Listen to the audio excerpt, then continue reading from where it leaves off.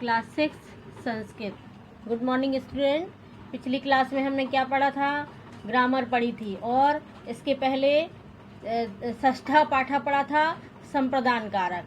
अब सप्तमः पाठा पढ़ रहे हैं यानी पाठ 7 अपादान कारक। अपादान कारक में कौन सी विभक्ति लगती है? उसमें चतुर्थी विभक्ति थी संप्रदान कारक में, इसमें लगती है पंचमी विभक्ति।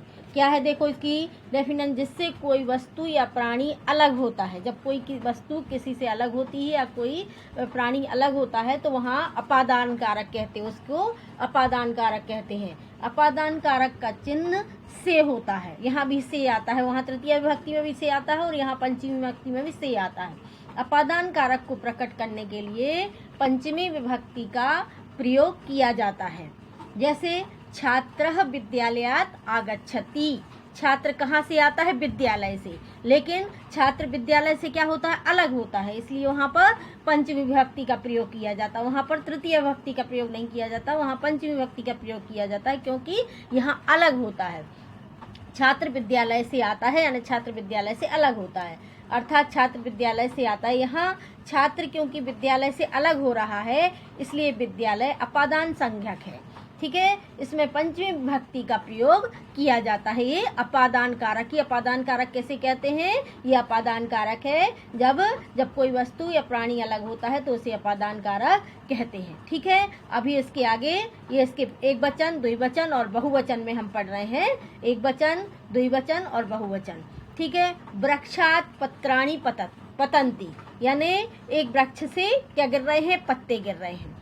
फिर वृक्षाभ्याम पत्राणि पतन्ति, दो वृक्ष से पत्ते गिर रहे हैं। फिर वृक्षेभ्यः पत्राणि पतन्ति, अनेक वृक्षों से पत्ते गिर रहे हैं। एक वचन, द्विवचन और बहुवचन। पत्ते गिर रहे हैं यानी पेड़ से पत्ते अलग हो रहे हैं, इसलिए यहाँ कौन सी विभक्ति लगी? पंचमी। वृक्ष की पंचमी विभक्ति है ये। वृक्षात्, वृक्षाभ्याम, वृक्षेभ्यः, एक वचन, द्विवचन और बहुवचन। तो ये तीनों वचनों में पंचमी विभक्ति है काय की? वृक्ष की। एक वृक्ष, दो वृक्ष और अनेक वृक्ष। ठीक है, फिर यहाँ दूसरा छात्राः।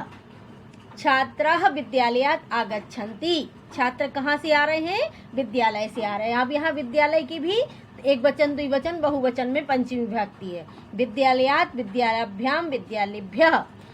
छात्राः विद्यालयात् आगच्छन्ति, छात्र एक विद्यालय से आ रहे हैं, छात्र दो विद्यालय से आ रहे हैं और छात्र अनेक विद्यालय से आ रहे हैं। ठीक है, फिर यहाँ देखो पथिकः। पथिकः ग्रामात् आनयति, पथिकः यानी राहगीर। राहगीर ग्रामात्, ग्रामात् मतलब गांव से। कहाँ से आ रहा है? गांव से। गांव से आता है, आयाति यानी आता। सह ग्रामात् दुग्धम दधिम च आनयति, वह पथिक गांव से क्या लेके आता है? दूध लेके आता है। सह ग्रामात् दुग्धम दधिम च आनयति, और वह गांव से दूध और दही लाता है। आनयति यानी लाता है। केचन ग्रामीणाः ग्रामात् अन्नानि, केचन यानी कुछ, ग्रामीण यानी गांव के लोग, ग्रामात् यानी गांव से, कुछ गांव के लोग गांव से अन्नानि शाकानि च नीत्वा नगरेषु विक्रियन्ति। केचन यानी कुछ लोग, ग्रामीण यानी गांव के लोग, ग्रामात् यानी गांव से, अन्नानि यानी अनाज, शाकानि यानी सब्जियां, च नीत्वा वहां से लेकर, नगरेषु विक्रियन्ति नगरों में क्या करते हैं? बेचते हैं। पथिक यानी राहगीर गांव से आता है और वह गांव से दूध और दही लेकर आता है। आनयति यानी लाता है। फिर कुछ ग्रामीण यानी कुछ गांव के लोग गांव से ही अनाज और सब्जियों को लाते हैं और फिर नगरों, नगरेषु यानी नगरों में लाकर, विक्रियन्ति यानी बेचते हैं। ठीक है, यहाँ भी एक वचन ग्रामात्, ग्रामात् यहाँ पर जो है पंचमी विभक्ति ग्रामात् दिया हुआ है। ठीक है, उसके बाद नेक्स्ट एषः जनकः अस्ति, यह कौन है? जनक है। जनक यानी पिता, एषः यानी यह पिता है। सः कुत्र गच्छति, सः यानी वह, कुत्र यानी कहाँ, गच्छति यानी जाते हैं, वह कहाँ जाते हैं। सः प्रातः काले गृहात् कार्यालयं गच्छति, सः यानी वह, प्रातः काले यानी सुबह, गृहात् यानी घर से, कार्यालयम यानी कार्यालय, ऑफिस जाते हैं, गच्छति यानी जाते हैं। सायंकाले सः कार्यालयात् गृहम आगमिष्यति, वह कब आएंगे? शाम को कार्यालय से घर आएंगे। आगमिष्यति यानी आएंगे। भाई कहाँ जाते हैं? कार्यालय जाते हैं, ऑफिस जाते हैं, और वह कब आएंगे? शाम को, सायंकाले यानी शाम के समय कार्यालय से घर वापस आएंगे। आगमिष्यति यानी आएंगे। Last paragraph. एते छात्राः सन्ति, ये सब कौन है?